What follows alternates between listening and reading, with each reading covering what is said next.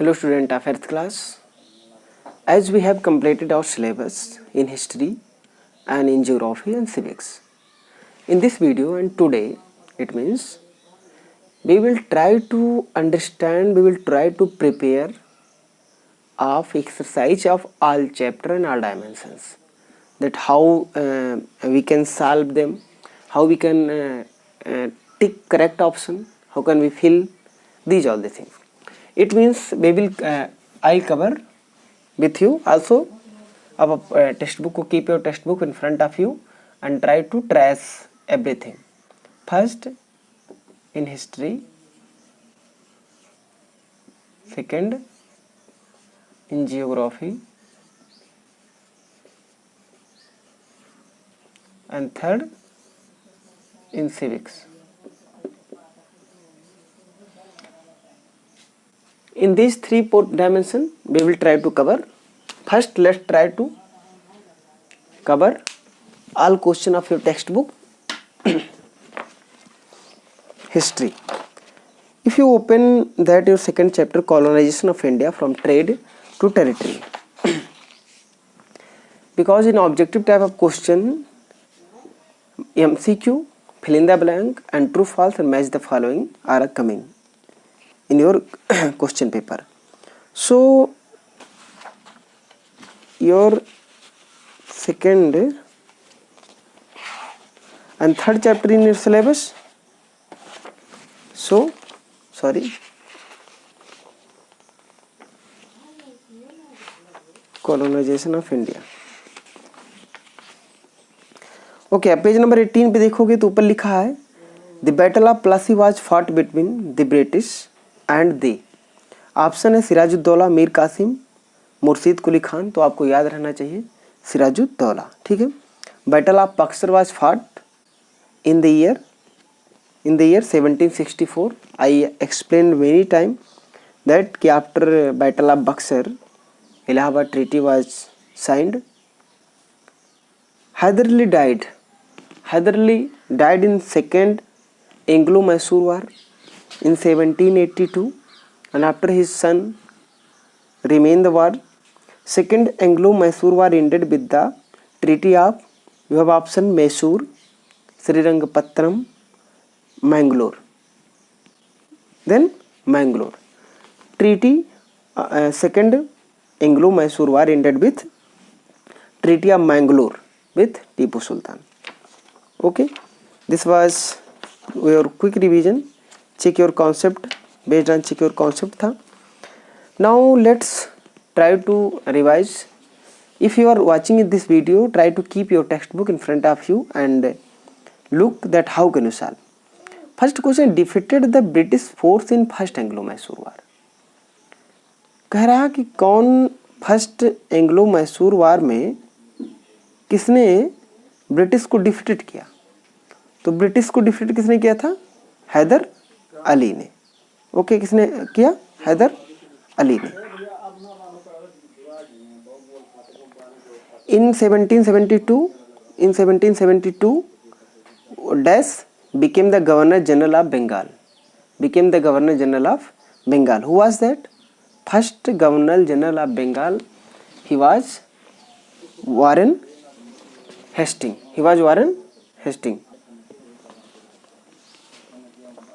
Okay, fill in the blank. में क्या रहेगा आपका? Vasco da Gama discovered the sea route to India. Vasco da Gama in 1498 he discovered the sea route to India. पुर्तगाल से भारत आने के लिए, क्योंकि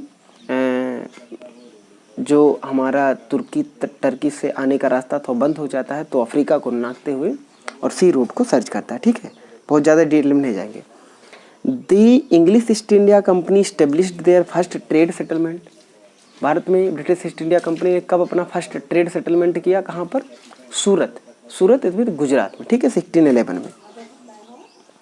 Awadh was annexed on the pretext of. Awadh को ब्रिटिश में एनेक्स्ड किया गया था. किस चीज़ पर? मिस गवर्नेंस पे. किस पे? मिस गवर्नेंस पे. ओके, मिस गवर्नेंस पे.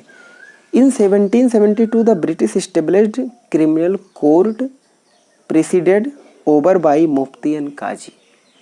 मुफ्ती काजी के को प्रेसिडेट करते हुए क्रिमिनल कोड का गठन 1772 में किया गया था। ट्रू फॉल्स में देखोगे 4 ट्रू फॉल्स हैं सिर्फ।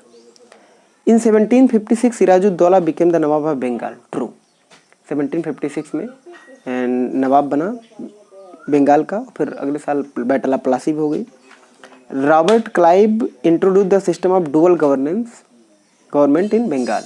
ये भी ट्रू है, ठीक है। रॉबर्ट क्लाइव 1765 के बाद डुअल गवर्नमेंट वहाँ इस्टेब्लिश किया।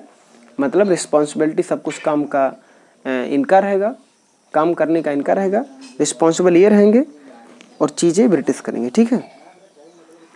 The treaty of Mangalore was sign between the English and Maratha. Maratha नहीं, मैंगलोर की साइन मैसूर से हुई थी, ठीक है, तो फॉल्स है। India in the British army could at the most became a सूबेदार। इंडिया का जो मोस्ट आर्मीज में जो मोस्ट वो हो सकते थे वो क्या था, सूबेदार। ये ट्रू है। मैच द फॉलोइंग बहुत इंपॉर्टेंट है, आप देख लीजिए।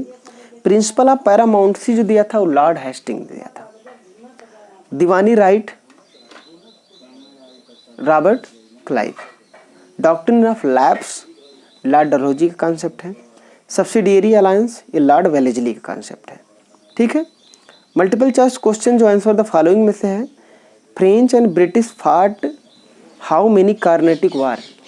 ब्रिटिश और फ्रांस के बीच में कितने युद्ध हुए थे, 3। During the British rule Indian territory were divided into administrative unit called presidencies. Administrative unit में डिवाइड हुई थी तो उनको प्रेसिडेंसीज कहा जाता था, ठीक है। अब रूलिंग द रूरल एरिया में अगर आप देखोगे, रूलिंग द रूरल एरिया में तो इसमें एक group of village was called, अभी हमने जल्दी इसको कवर किया है, तो एक group of village was called mahal, ठीक है। और that system the farmer paid land revenue directly to the government. इसमें फार्मर डायरेक्टली गवर्नमेंट को पे करते थे, उसमें रेयत वाली सिस्टम, ठीक है, जो 1820 में लॉन्च की गई थी, ठीक है, इंट्रोड्यूस की गई थी। 1917 में देखिए फिल इन द ब्लैंक में। 1917 में Mahatma Gandhi visit the Champaran mark the beginning movement against the indigo planter. Indigo planter के अगेंस्ट महात्मा गांधी 1917 में, ठीक है, अप्रैल 1917 में चंपारण जाते हैं और चंपारण में वो अपना सत्याग्रह करते हैं, ठीक है। Holt Mackenzie devised the Mahalwari system. Mahalwari system को 1822 में होल्ट मैकेंजी ने इसको डिवाइज्ड किया था। Absentee landlords owned huge area of land in the village but lived in town. कुछ ऐसे व्यक्ति जो होते थे जो बहुत एक ह्यूज लैंड एरिया को ऑन करते थे और शहर में रहते थे, उनको एब्सेंटी लैंडलॉर्ड्स कहते थे, जो एब्सेंट नहीं रहते थे, एब्सेंटी रहते थे मैंने हमेशा। The Indigo revolt were led by जमींदार एंड विलेज हैंडमैन। ये फिल कर देना है। मैच द फॉलोइंग देख लीजिए। आपके रूलिंग सिस्टम को मतलब गाँव को कंट्रोल करने वाला हुआ है। इजारदारी वारेन हेस्टिंग ने इंट्रोड्यूस किया। रेतवाड़ी टॉमस मुनरो, इसको मुनरो सिस्टम भी कहते हैं। महालवाड़ी हॉल्ट मैकेंजी अभी ऊपर है। Permanent settlement Lord Cornwallis 1793। Answer the following में आप देखोगे jute processing unit were set up in. Jute processing unit जो सेटअप की गई थी वो कहाँ पर, बिहार, बंगाल, आसाम, केरला। तो बिहार और बंगाल में जूट का प्रोडक्शन सबसे ज़्यादा भी होता है, तो जूट की खेती वहाँ पर ही होना स्वाभाविक रही थी। It was another system of Indigo cultivation in which planter purchased rent और लैंड। जो प्लांटर थे उनका जो ज़मीन को खरीदते थे तो एक निज सिस्टम भी थी, ठीक है। निज और रेत सिस्टम, इसमें मैंने चर्चा किया था। तो निज रेतवाड़ी सिस्टम और also known as Munro system. तो ये आपका ट्रू है। Ryotwari system is also known as Munro system. The nij system of indigo planter was beneficial for the planter. अब इसमें आपके आंसर शीट में फॉल्स लिखा होगा, बट ये ट्रू भी था कि जो प्लांटर थे, जो प्लांटिंग करवाते थे, वो उनके लिए निज सिस्टम बढ़िया था कि बढ़िया से अपना रेंट ले लेते थे और अपना आराम से करवाते थे उन लोग को टेक्नोलॉजी देके। Indigo rebellion started in Bihar. Bihar में नहीं, बंगाल में, ठीक है। शॉर्ट आंसर टाइप क्वेश्चन तो आपका सब्जेक्टिव का पोर्शन हो जाएगा। तो ट्राइबल कम्युनिटी एंड कॉलोनीज आपके सिलेबस में नहीं है, ठीक है। अब हम आते हैं अपने अब हम आते हैं इस पे ज्योग्राफी में। ठीक है, ज्योग्राफी में देखिए सेकेंड चैप्टर आपका पोर्शन सिलेबस में है। सेकेंड चैप्टर को हम देखते हैं, या एक्सरसाइज पे चले आइए। एक्सरसाइज पे सेकेंड चैप्टर का नाम आपका क्या है? Natural resource, land, soil and water. ठीक है, लैंड, सॉइल एंड वाटर। अब देखिए, these area have the highest density of population. Bharat में दुनिया में किस फिजिकल फीचर में सबसे ज़्यादा लैंड पॉपुलेशन होती है? वो प्लेन में, पहाड़ों में ज़्यादा पॉपुलेशन नहीं होती है, प्लेटू में नहीं होगा, नदियों में नहीं होगा, नदियों में नहीं, क्या नदियों के कहीं पर नहीं होगा, जहाँ पर बहुत बढ़िया सुटेबल इन्वायरमेंट होगा तो वो क्या होगा? Plateau. It is the top most layer of earth. Earth का टॉप मोस्ट लेयर क्या है? सॉइल का टॉप मोस्ट लेयर में टॉप सॉइल। ठीक है, black soil, fill in the blank पे अगर आओगे तो black soil is also called regur locally. Are rows of tree and shrubs that check movement of wind. जो विंड के मूवमेंट को चेक रोकते हैं वो क्या कहते हैं? शेल्टर बेल्ट खेतों में बनते हैं। एलोबियल soil is most wide spread in India. Bharat में सबसे ज़्यादा इनका ज़्यादा पैमाने पर जो फैली हुई सॉइल है वो कौन है? एलोबियल सॉइल है। Purpose project are called temple of modern India.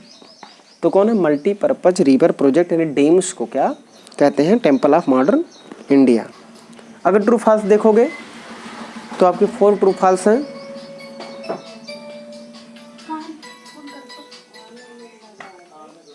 About 90% of the world population lives in 30% of its land area. True.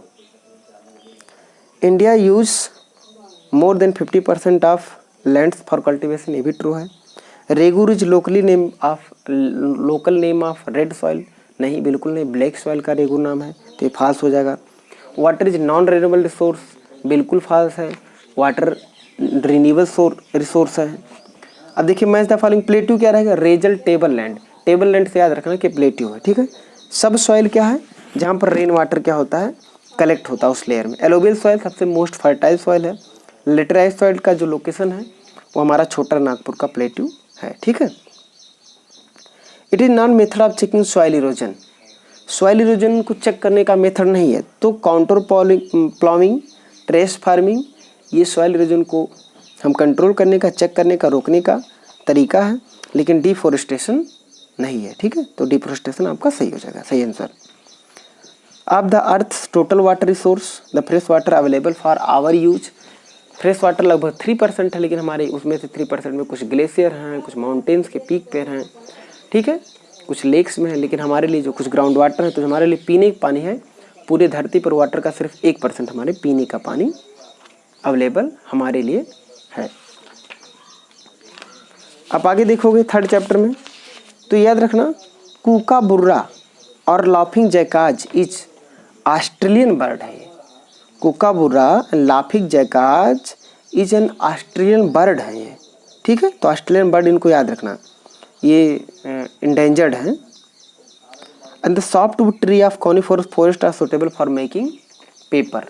कोनिफोरस and softwood tree जो है उनका मेन हमारा होता है सिप या मेडिसिन का नहीं, बल्कि मेन काम हमारा होता है पेपर बनाने का। अब a dash comprise all the ecosystem within a given geographical area. किसी एक गिवन जियोग्राफिकल एरिया में पूरे इकोसिस्टम को कंप्राइजली अगर कहते हैं तो उसको क्या कहते हैं? बायोम कहते हैं। ठीक है, हिंदी में भी बायोम इसको कहते हैं। A temperate deciduous forest shed their leaves in autumn. और यहाँ पर you can feel in 1 year, 1 time in 1 year. The grassland are known as pampas in South America and prairies in North America. South America में temperate grassland को pampas कहते हैं, north America में इसको prairies कहते हैं। इसको याद रखना। ट्रॉपिकल ग्रासलैंड को सवाना कहते हैं। ट्रू फॉल्स देखेंगे, Mediterranean forest are very dense. नहीं, मेडिटेरियन फॉरेस्ट डेंस नहीं है, बल्कि क्या है? कम डेंस नहीं है, तो फॉल्स हो जाएगा। ठीक है, during monsoon the dessert receive very little rainfall.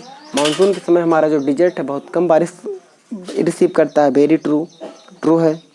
Forest prevent soil erosion and maintaining ground water level. Forest soil erosion को प्रिवेंट करते हैं और ग्राउंड वाटर को लेवल को मेंटेन करते हैं, तो ये ट्रू है। CITES is national body working for wild life and forest conservation. ये फॉल्स है, बल्कि इसका काम जो है, इसका जो काम है कि ये forestry, national park, wild life sanctuary, wild life sanctuary, biosphere reserve, इन सबको क्या करना, इस्टेब्लिश करने का काम करवाती है अपना। Emu is flightless bird, multiple choice में देख सकते हो। Grassland in South Africa are called, क्या कहलाते हैं साउथ अफ्रीका में, वेल्ड। साउथ अफ्रीका में जो ग्रासेज हैं उनको क्या कहते हैं, वेल्ड। अब सेकुलरिज्म इंडिया सेकंड चैप्टर ही आपके सिलेबस में है, तो इसमें बहुत कम क्वेश्चन है, देख लेते हैं। आप अंदर की भी चीज़ों को देख सकते हैं, मल्टीपल चॉइस क्वेश्चन जो क्विक रिवीजन होता है। Which of the following statement true about secularism, secularism promote harmony and peace, सही है। A secular country adopt a unbiased approach toward all religion, ठीक है, तो बोथ ए एंड बी सही है, ठीक है। The dominance of a religion of particular community over another to against the principle of, किसी एक रिलीजियस कम्युनिटी का किसी दूसरे रिलीजियस कम्युनिटी पर डोमिनेंस होना, ये सेकुलरिज्म के कॉन्सेप्ट के क्या है, विपरीत है, ठीक है। ट्रू फॉल्स देख लीजिए। Religious bigotry can happen only where a particular faith gets official recognition at the cost of other religion. किसी जो रिलीजियस बिकॉट्री होती है तभी होती है जब किसी एक रिलीजन को ऑफिशियल रिकॉग्निशन मिल जाता है किसी अदर रिलीजन की कंपैरिजन, तो ट्रू है, ठीक है। Secularism is essentially similar to fundamentalism, ये फॉल्स है। Religious dominance of one community over another is against the principle of democracy, सही है। किसी एक धर्म का किसी दूसरे कम्युनिटी पे डोमिनेंस होना ये प्रिंसिपल ऑफ डेमोक्रेसी के अगेंस्ट है। Freedom of religion and right to preserve one's culture is a fundamental right to all Indian citizen. Freedom of religion and right to preserve, अपने कल्चर को preserve करना, ये fundamental right है, सभी का true है। For proper working of a democratic system, वहाँ fill कर देना डेमोक्रेटिक। मल्टीपल चॉइस को आंसर द फॉलोइंग का पोर्सन है, टेक्स्ट बुक में देख लीजिए। It is imperative to separate religion from state, democratic system के प्रॉपर वर्किंग के लिए ये जरूरी है कि हमें रिलीजियस को क्या करना है, स्टेट से अलग रखना चाहिए। What is the policy of non interference, government respect the outlook of all religion community, सही है। Government does not intervene to in their customer practice, सही है। बोथ है ना, बी सही है।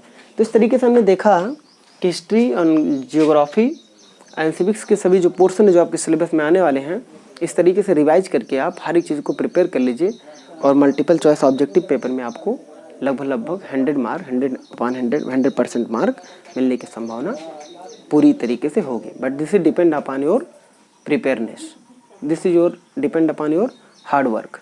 सो थैंक यू स्टूडेंट, आप लोग इसको बहुत अच्छे से प्रिपेयर कर लीजिए फॉर अपकमिंग एग्जाम। कल हम सब्जेक्टिव पेपर के बारे में थोड़ा सा कैसे आंसर राइटिंग करेंगे उसके बारे में डिस्कस करेंगे। Thank you.